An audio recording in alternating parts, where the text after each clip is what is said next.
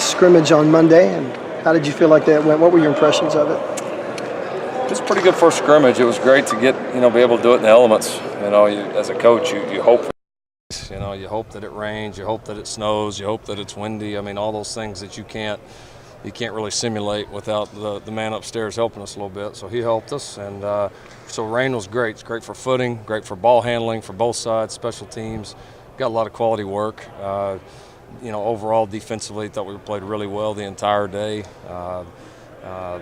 Limited the offense in a lot of ways. I thought played pretty smart with the conditions. Really tackled well. So we're pleased with how we played defensively. Offensively was a little hit or miss. We had some really nice plays, but our guys left a bunch out there, and our guys responded a little bit today. The roles kind of reversed today, and offense got the better of the defense. As far as players, did anybody catch your eye? Who stood out to you? Yeah, there's some guys doing a good job. Delaren Turner-Yell, stood out. He's done a really nice job of tackling. Very physical kid for his position and for his age. Isaiah Thomas I thought had a really nice scrimmage, starting to grow up and really play well. I thought our backers as a whole played well. Kenneth, Caleb, Curtis, those guys, Deshaun White, all doing some really nice things. Miguel Edwards had a really nice play in the secondary, continues to improve from coming in midterm. Offensively, Kennedy Brooks had a really nice scrimmage, really did some good things in all three different phases for the backs. So those are the guys off the top of my head that really stood out. How's the competition going at center? It's a very interesting situation. Good. Yeah, it's good. That's the best competition out there. And they're two really good players. It's going to be tough. That one is going to be really tough because they're both talented enough, they're both skilled enough. You got two players where Creed Humphrey is probably the most talented of the group, and obviously Alvarez is the most experienced, having played all the games that he has and all the snaps he's had around here. So it's a pretty interesting dynamic, but you can tell each one has really kind of worked hard on their weaknesses, I think, or maybe their weaknesses within this competition. Alvarez has really transformed his body physically. He's, the best shape he has ever been in, and then Creed has really done a ton of work mentally, and has really made up a lot of ground there. So it's the good thing right now is you don't see a big difference. We tend to move it pretty decent with both of them in there. They're doing a good job snapping, doing a good job calling it. It's a heck of a battle. Can you play two centers? Is that a position where you kind of need one guy? Just depending on the situation, probably more of getting a guy and getting settled in with them, but we're in a unique position here, like I said, where we can interchange them right now and really don't even notice the difference. So if there was ever a situation where you could, this might be it. Lincoln, last time you named a starting quarterback was 2015. You named Baker 12 days out. That would be Monday. Are you on any kind of similar timeline, or do you have a timeline? No, still no timeline. I haven't seen, a ton of separation. They're both playing well today.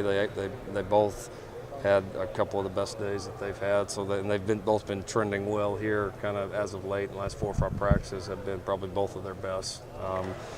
Yes, they're taking advantage of it. We're not repping the 3s and 4s quite as much anymore, really starting to we were already giving those guys a pretty good chunk of the reps, but even going more now. So we'll just kind of see how it goes. Eventually, you're going to get to game week and have to do something by then. We'll certainly do something before the first game, but other than that, I think we're going to let it play out. We're getting a bunch of reps, and we'll see how it goes.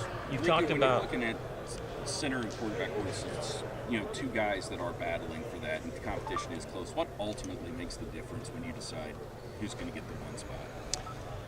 Just depends on the competition and where they're at. I think for us it's a trust level from the coaches is probably more than anything. When the competition's this close, either both guys are terrible or they're both pretty good, and so we happen to think at both those positions that both sets are pretty good, and so then it just comes down to a trust level, trust on the field, off the field. Sometimes it's really close and you got to go with your gut feeling. Most of the time though, there's enough of a separation at some point that as a coach you understand it, and then if it's that close, it's a potential where you could play multiple guys early in the season and kind of see where you're at. With the quarterback and the center, they kind of have to have like a good relationship to be able to work together during the game. Is it difficult to be still figuring out who's going to be the starter at both those positions? Not really. They've all 4 of them have taken a bunch of reps around here and know what we're doing, and so right now they're pretty interchangeable. We can throw Austin in with either center or Kyler in with either center, and there's really it's not like we play better when one guy's at center and one guy's at quarterback right now. So if we were a new offense, or if we had, a couple of guys that were true freshmen coming in and just learning the offense, I think it would be a bigger factor, but not much right now. It sounds like your linebacker experiment, moving Caleb in there and moving Deshaun White's working out for you. Yeah, we've been happy. Inside, we're just a different looking group. There's more depth, there's more talent, there's more experience. I mean, it's that group inside's a good group. I mean, it's we got 6 guys there that can play, inside, which is a far cry from where we've been. And then I've been impressed with John Michael Terry. We moved him out to outside backer. He's done a really nice job there so far. You can see some of his experience from being a Mike linebacker. Those guys, kind of like the quarterback of your defense, they got to know what everybody's doing. And so I think mentally he's transitioned to it pretty quick because of his understanding. Ryan Jones, Nick Benito, Addison Gums, Mark Jackson all continue to impress and have their flashes. So I think we're going to be a deeper, no doubt a deeper unit altogether, and expect more production out of that group as well. Lincoln, you mentioned quarterback centers being sort of interchangeable right now. Is there a scenario in which you would play 2 quarterbacks in the early start of the season? Yeah, if one got hurt. Maybe. I don't know. I wouldn't say absolutely not and absolutely yes. I mean, I think you just got to be ready to adjust. I do feel like we have 2 guys that can go help us win games at both positions. So is it possible? Sure, it's possible. But is it likely? Are we more likely to settle in on one guy at each one? I would say that's probably more likely. Yeah, I saw Roy Williams sponsored or kind of did the national award winner deal. What does that mean to have a famous alum kind of give back that way and the connection? Yeah, it's important. Roy's a historical figure around here. One of the great players. I know, just in my coaching, I thought maybe top 2 or 3 players I've ever coached against. I mean, he was just unbelievable. And he's been a big part of this program, stayed involved with the program, been around a lot. For him to do that, he's also dedicated our weight room in here. So for him to do that's big. It's big for our players. I think it's important for guys to give back. This place, they do a lot for this place, but this place does a lot for them too. So proud that Roy did that. We're honored to have his name above our national award winners. Lincoln in the secondary at safety and the situation with Buki at the nickel, how's all that coming together? It's coming on good. There's been some, I think DeLaren has emerged there a little bit at safety, which has been not a surprise, but a nice thing when a true freshman shows that he's ready to compete. Justin Broyles has really taken advantage of the redshirt year, and I think he's playing at a high level. I think Khalil Houghton's playing some of the best ball of his life right now. So the competition has absolutely made us stronger there, and it's just a combination of experienced guys and young guys. So it's I think we have more combinations of who we can play. Maybe give us some more opportunities to play in different packages defensively. And it's a hungry group. Just like the overall mentality of our DBs is in a good spot right now. Has Robert Barnes stayed healthy? Yeah, Robert's done well. He has stayed healthy, which that's always been a little bit of his Achilles heel. He's been able to stay healthy and progress. You could see a little rusty from missing, a decent amount of time in the spring early, but he's closed in and played better here as of late. Is it surprising for a guy like DeLaren to come in and catch on so quickly?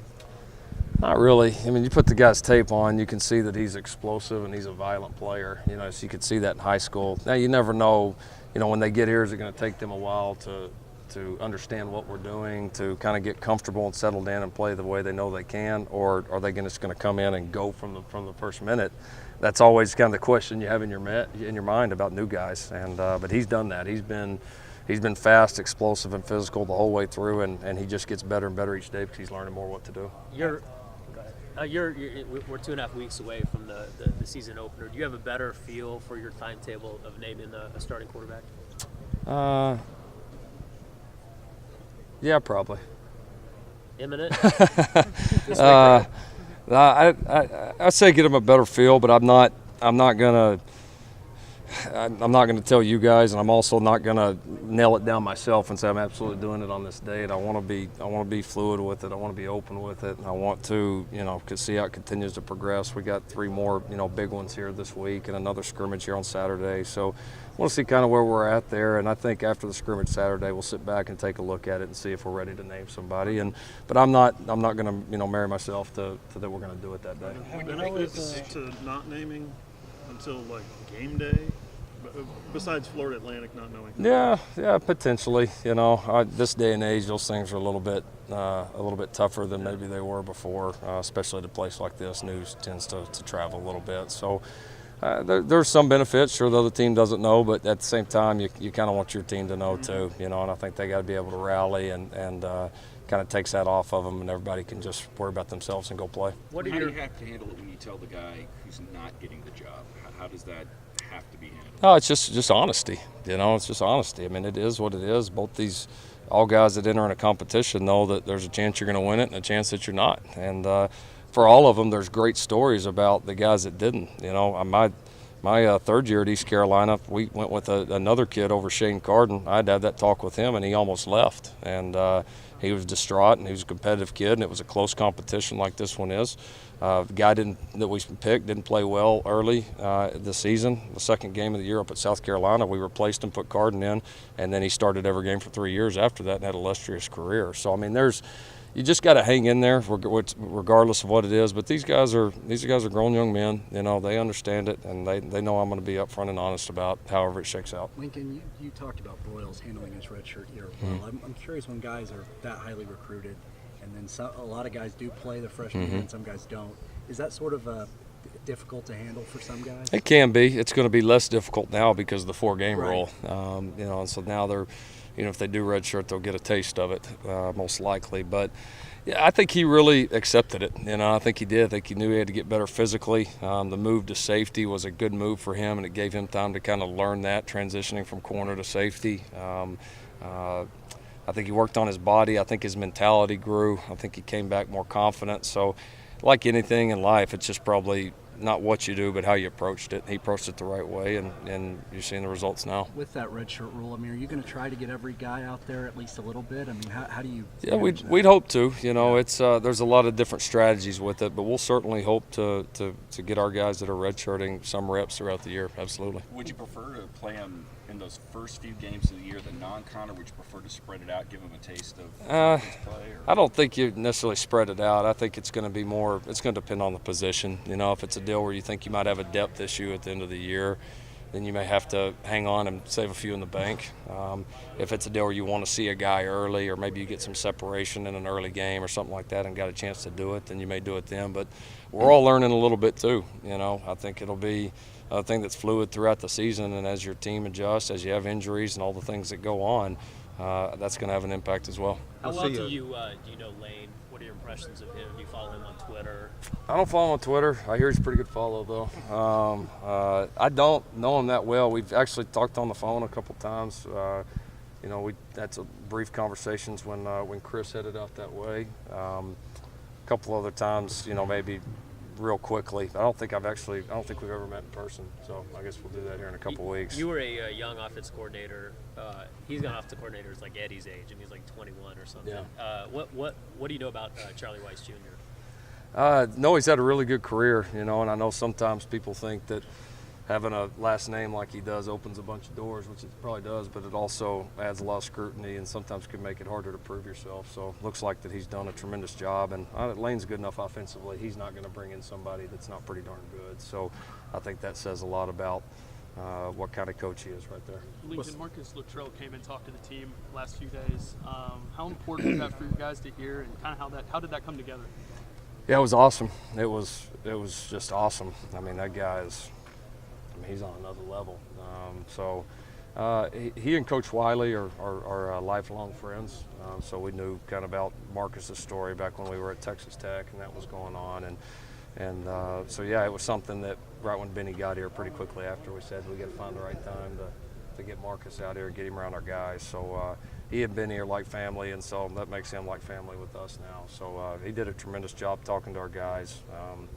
You know, he's got so much perspective. Obviously, he's been through so much. You know, absolute American hero. So it was a very passionate, very moving, very impactful time that he spent with our guys. What do you feel like he wanted your guys to take away from that? I'd probably keep it in-house, honestly. It was just kind of one of those. The H-back position, kind of, you got a battle going on there. How has Braden Willis, Carson Meyer, all those guys played, and do you feel comfortable with them replacing such a consistent Sure. guy like Dimitri Fox? Yeah, they've done well. I would say Carson Meyer is definitely the leader in the clubhouse now. I think he's really kind of started to assert and separate himself a little bit. He's really playing at a high level. I mean, it's just been fun to see from when we got here to where he's at now. I mean, he's made a bigger jump in the last year as anybody, and I think Carson's mentality, the competition has helped him. I think also us dividing up those coaching duties like we have to where now he's got a guy there with him all the time, and Coach Beamer. Jeremiah's done well. He's been a little nicked up through camp, has missed a couple of practices here and there, but he's doing very well. And so Braden Willis has also had a nice camp. We're kind of experimenting with where we think he's going to fit. But yeah, I like the depth is better.